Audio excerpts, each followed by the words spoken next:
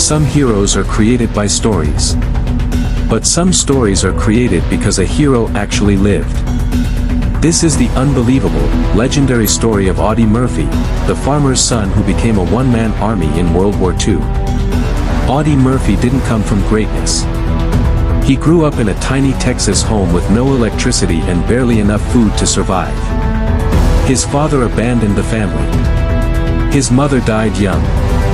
At just 16, Audie became responsible for his brothers and sisters. He tried to enlist after Pearl Harbor, but every branch rejected him. Too small. Too young. Too weak. But destiny wasn't done with him. Eventually, the army accepted him, barely, and sent him to Europe. Almost nobody noticed him. He was quiet. Thin. Soft-spoken. Officers looked at him and saw a kid.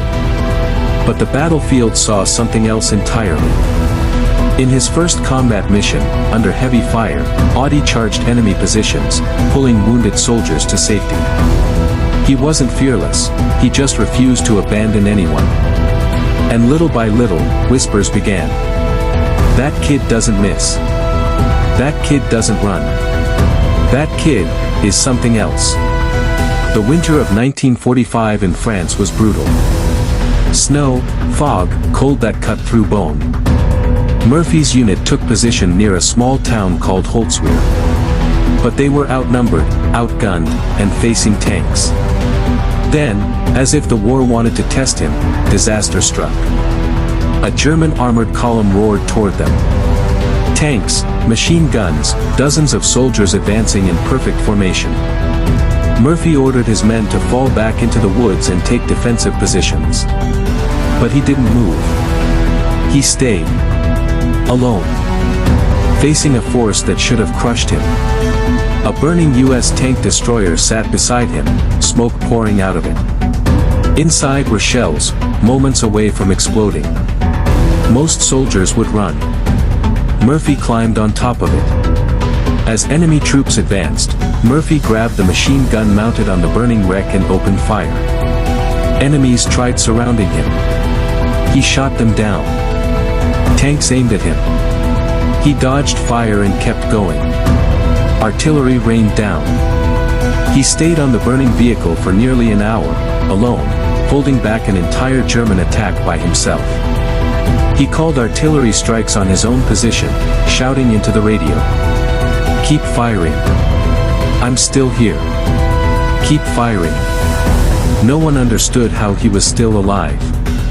Not even him. Only when he ran out of ammunition did he finally jump down. And then, bleeding, exhausted, half frozen, he didn't rest. He didn't collapse. He led a counterattack and drove the enemy back. When the battle ended, the field was silent. Murphy stood where an entire infantry line should have been. One man, who refused to let his brothers die. He received the Medal of Honor, the highest U.S. military award, along with dozens of other decorations. But he never bragged. Never called himself a hero. He said, "My buddies did the dying. I just did my job." After the war, Audie Murphy struggled with nightmares, trauma, and the invisible wounds no medal can heal. But to the men whose lives he saved, he was more than a soldier. He was proof that legends aren't born. They're made, in the darkest moments, by people who refuse to give up. Audie Murphy survived a childhood of hardship, a war of fire and steel, and battles that should have killed him. But he walked through all of it. And became one of the most decorated warriors in history. A kid nobody believed in. A soldier no one could stop. A legend whose story still echoes to this day.